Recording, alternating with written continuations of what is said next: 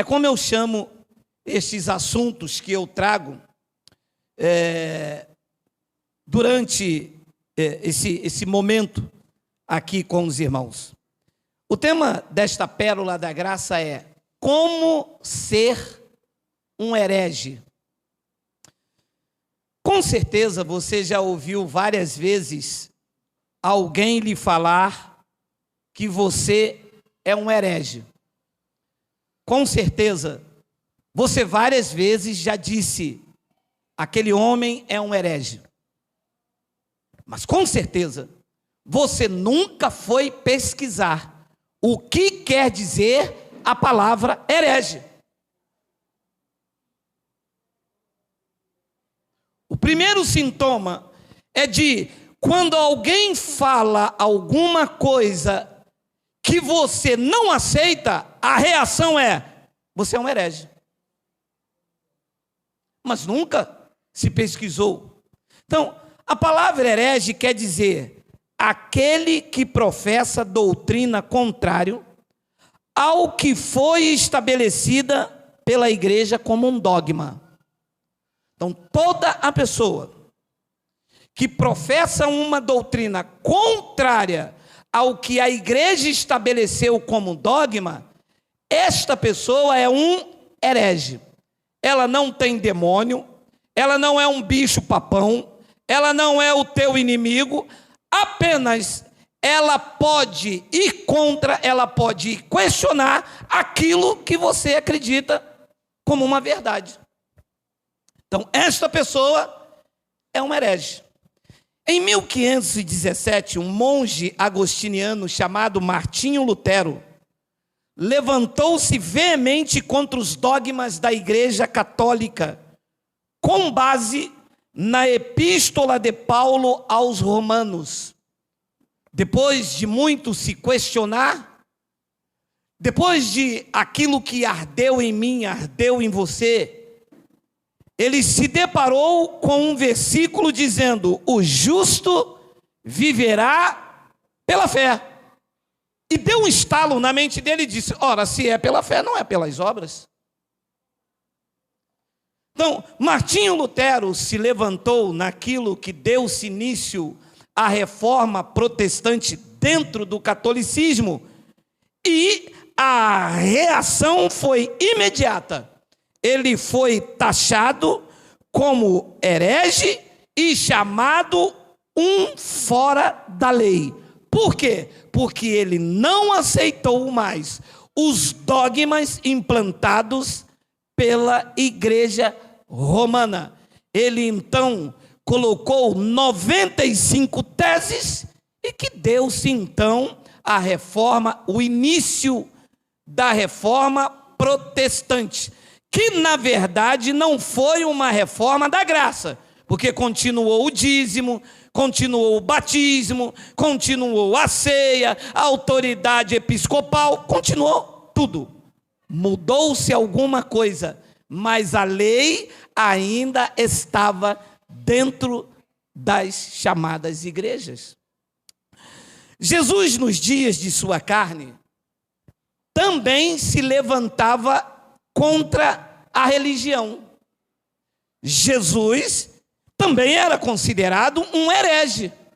Por quê? Porque ele era contra o farisaísmo. Jesus era contra a lei. Ele veio cumprir a lei, mas ele não dava continuidade à lei. E o confronto entre ele e os fariseus e os escribas eram constantes.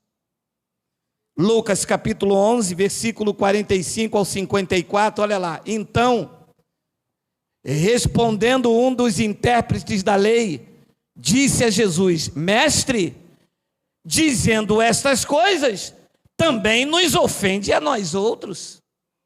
Jesus sempre questionou a religiosidade.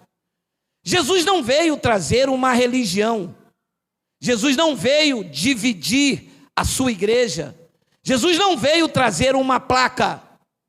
De que igreja Jesus pertencia? Qual era a igreja de Jesus? Jesus era daquela igreja do pé roxo? Ou era daquela que fala em línguas? Ou era daquela que não fala? Ele não veio trazer isto.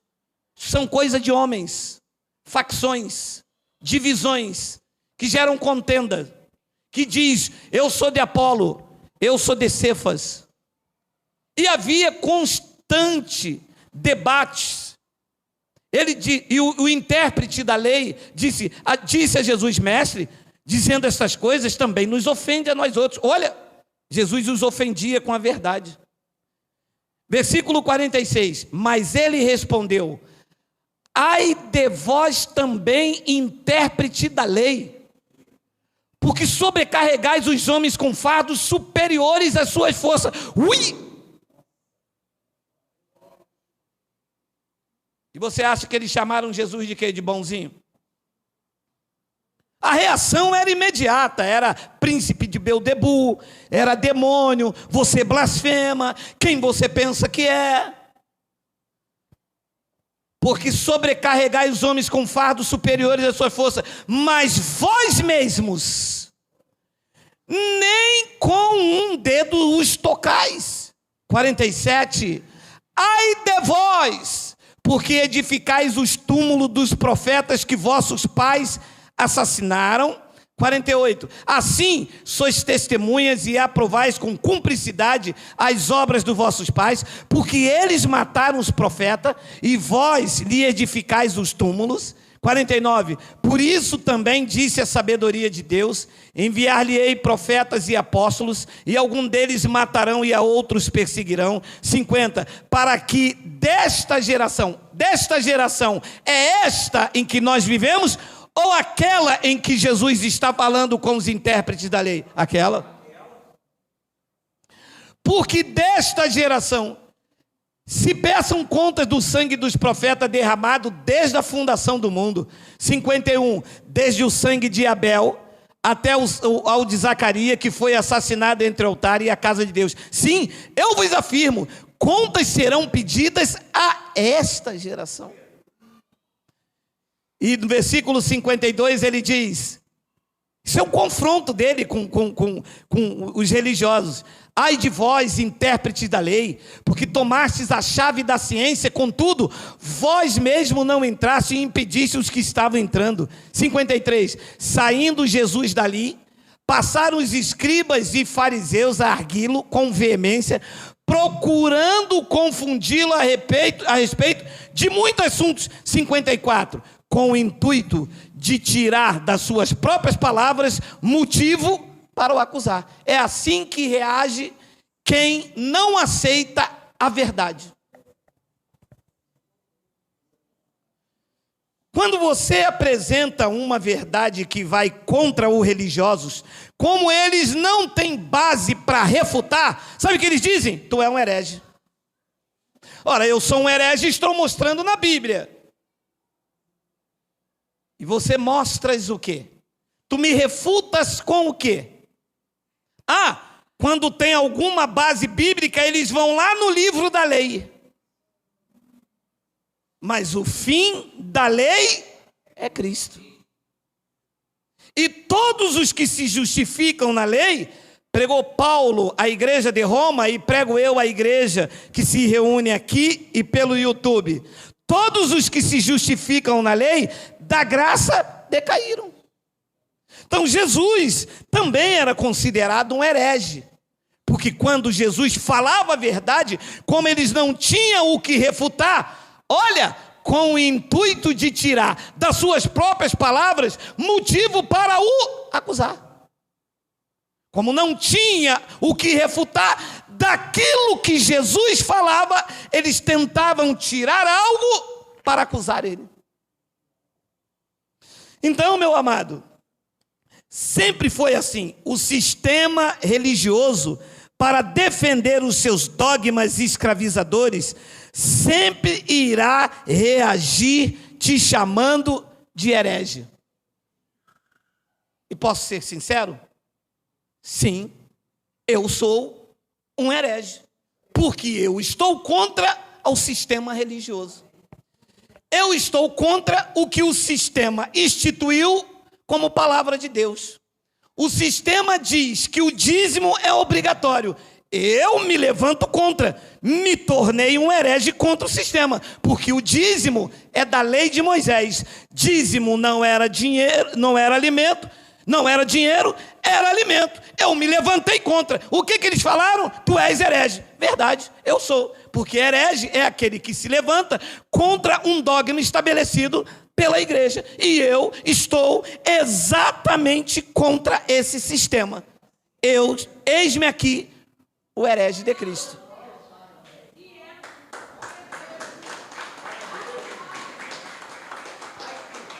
Jesus foi considerado herege, porque se levantava contra. Estevão também foi um herege, porque se levantou contra. Atos capítulo 6, versículo 8 e 15, olha aí. Estevão, cheio de graça e poder, fazia prodígios e grandes sinais entre o povo. 9. Levantaram-se, porém, alguns do que eram da sinagoga chamada dos libertos, dos sirineus, dos alexandrinos, dos da Cilícia e Ásia, e discutiam contra Estevão.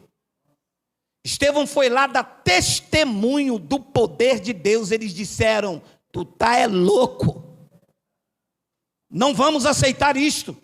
Isto é uma heresia, talvez, disseram eles, porque não aceitaram.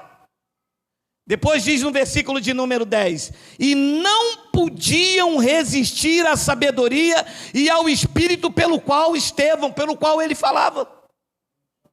Meu amado, quando você mostra Romanos 6,3, eles não resistem. Diz que o nosso batismo foi na cruz. Aí eles reagem o quê? Isto é heresia. O diabo está falando na tua boca. É assim ou não é? É. Mas está escrito. Está escrito em Romanos 6,3 que o batismo dos eleitos, daqueles que vivem na graça, não foi mais na água, nós fomos imersos no sangue. Nós mergulhamos no sangue. Naquele madeiro, ele estava nos mergulhando no seu sangue. Fomos lavados, regenerados no sangue, não nas águas. Como eles não podem resistir a essa sabedoria do Espírito Santo na tua vida, eles reagem falando o quê? Isso é heresia, isso é uma seita, hein? O que vocês estão vivendo é uma seita. Sim, é verdade, é uma seita de Jesus Cristo. Está escrito aqui, ó. Se é uma seita, nós aprendemos com este livro aqui, que vocês não aceitam. Meu amado, vou lhe dizer uma coisa, com toda segurança: fora da graça de Deus, o crente não aceita a Bíblia. Ele defende a sua igreja, defende a sua placa, defende os seus dogmas, mas ele não defende o Evangelho. Ele diz que aquilo que você acredita, escrito no Evangelho, é uma seita, é uma heresia. Diz que eles não podem resistir à sabedoria e ao espírito pelo qual ele falava. 11. Então subornaram homens que dissessem: temos ouvido este homem proferir blasfêmia contra...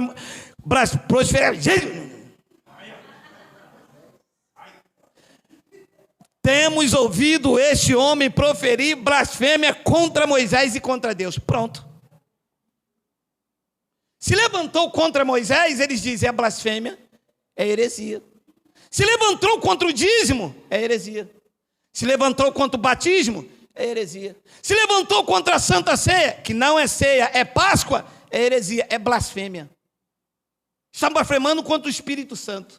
E diz que o homem estava lá contra Moisés. Eles já acrescentaram que era contra Deus. Porque é assim que reage quem não aceita a verdade do Evangelho. E diz então no versículo de número 11, olha, 12, sublevar o povo, os anciãos e os escribas, e investindo, o arrebataram, levando-o ao sinédrio. 13, apresentaram testemunhas falsas, crentes, hein? Apresentaram testemunhas falsas, que depuseram, 2 pontos, este homem não cessa de falar contra o lugar santo, que era o santuário, e contra a lei. Olha o que fizeram, porque Estevão estava defendendo o evangelho e indo contra a lei de Moisés. Olha o carnaval que fizeram. É a mesma coisa que se fazem contra você. Inventam mentira, inventa calúnia. Esse é o sistema religioso. São odiosos, desrespeitosos, hipócritas, porque têm uma hipocrisia, não amam com o coração. Eles amam e defendem as suas teses, as suas razões. E diz então no versículo 14: porque o temos ouvido dizer que esse Jesus, o Nazareno, destruirá este lugar, que era o templo, e mudará os costumes que Moisés nos deu. Então, qual era a pregação de Estevão? Dizendo, não vai ficar pedra sobre pedra, e não é mais a lei de Moisés, é a graça. E eles, herege, você blasfema, vamos matar esse cabra. Diz o versículo de número 15: todos os que estavam assentados no sinédrio, fitando os olhos em Estevão, viram o seu rosto como se fosse um rosto de anjo. Quem estava sentado lá em cima estava vendo. Nós estamos vendo é o brilho do Espírito Santo na vida deste homem. Vocês estão querendo matar o cara, ele está falando é a verdade. Muitas pessoas que te ouvem sabem que o que você fala é verdade. Mas e aí, para eles aceitar e ter que desconstruir o orgulho, desconstruir o palco armado, fazer eles descer dessa pompa e desse orgulho que eles montaram a vida inteira, e chega alguns dos senhores como eu, semi-analfabeto, nunca fez uma coisa dessa aí que eles dão povo para fazer. Exegese, teologia, e você chega 3 meses em graça, se torna um mestre. Paulo diz, pelo tempo decorrido, é para vocês ser um mestre. Você saiu de lá, deu uma volta, comeu um cuscuz com peixe. Quando volta, já volta conhecendo tudo. Eles não aceitam. E dizem, é heresia. O diabo está falando na boca de vocês. Cuidado, vocês estão contaminados, hein? Eu vou orar para Jesus e abrir a tua mente. Abrir a minha mente. Eu fiquei com vocês aqui 15 anos subindo o monte, fazendo campanha, fazendo corrente, e vocês não abriram a minha mente. Agora que eu conheço o evangelho, vocês vão engessar a minha mente. Jesus considerado herege, Estevão considerado herege, e Paulo. Atos 24, versículo 1 ao 6. 5 dias depois, desceu o sumo sacerdote Ananias com alguns anciãos e com certo orador chamado Tertulo, os quais apresentaram ao governador Libelo contra Paulo. Então, desceram, pegaram Paulo e foram diante do governador. 2. Sendo este chamado, passou Tertulo a acusá-lo, dizendo, foram acusar Paulo: excelentíssimo Félix, tendo nós, por teu intermédio, gozado de paz perene, e também por teu providente cuidado, se terem feito notáveis reformas em benefício deste povo. 3. Sempre e por toda parte isto reconhecemos com toda a gratidão. Entretanto, para não te deter por longo tempo, rogo-te que, de conformidade com a tua clemência, nos atenda por um pouco. 5. Porque tendo nós verificado que este homem, Paulo, é uma bênção. É o quê? Uma peste. Cabra da peste. Por que Paulo era uma peste? Vamos ler. Que este homem é uma peste. Promove sedições entre os judeus esparsos por todo o mundo, sendo também o principal agitador da seita dos nazarenos. Uia!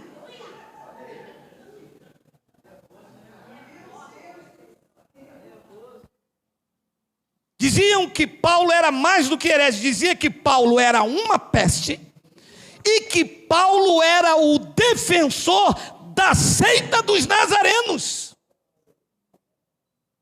Versículo de número 6. O qual também tentou profanar o templo. Nós o prendemos com o intuito de julgá-lo segundo a nossa lei. tentou profanar o templo. Era o que Paulo fazia. Paulo dizia: Deus não habita em templo feito por mãos de homens. O templo de Deus da cruz para cá não é mais o templo em Jerusalém, são as vidas que aqui estão. Vocês são o templo do Espírito Santo.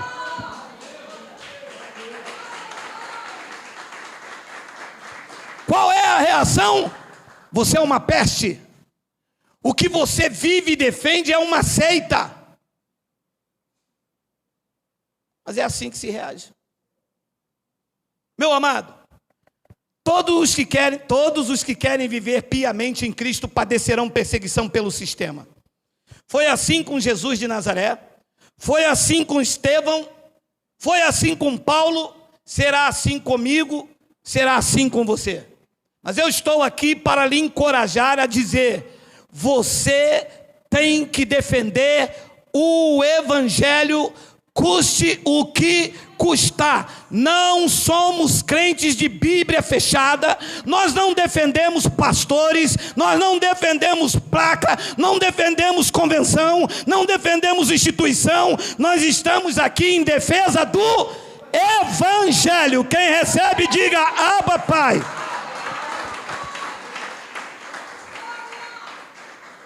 E Romanos capítulo 12, versículo 1, Paulo ensina como ser um herege. Lindo, lindo, lindo és. Glória, glórias eu te dou.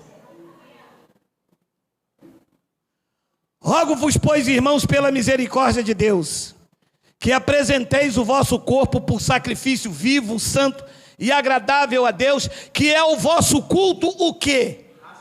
Então, o culto verdadeiro é aqui, ó, é racional, é com sabedoria, é com entendimento da palavra. E eles não gostam. Culto para eles tem que ter um reteté, uns 3 pandeiros, uns 4 Exu baiano igual a mim. É, que Exu baiano vira no berimbau, meu irmão. O culto é racional. Aqui com a mente. Depois ele diz no versículo de número 2: e não vos conformeis com este século. Pode parar. Amados, nós estamos na contramão do sistema religioso. Estamos contra. O sistema diz para dar dízimo. Nós falamos, é para contribuir voluntariamente. O sistema diz para batizar nas águas. Nós não nos conformamos e falamos o que está escrito, que o nosso batismo é na cruz. O sistema manda comer pão e suco. Nós já comemos a carne e bebemos o sangue. Quando ele levantou a mão para um lado, levantou a mão para o outro, rendeu o espírito e disse: está consumado. Está ou não está? Está. Estamos na contramão. Ao contrário do sistema.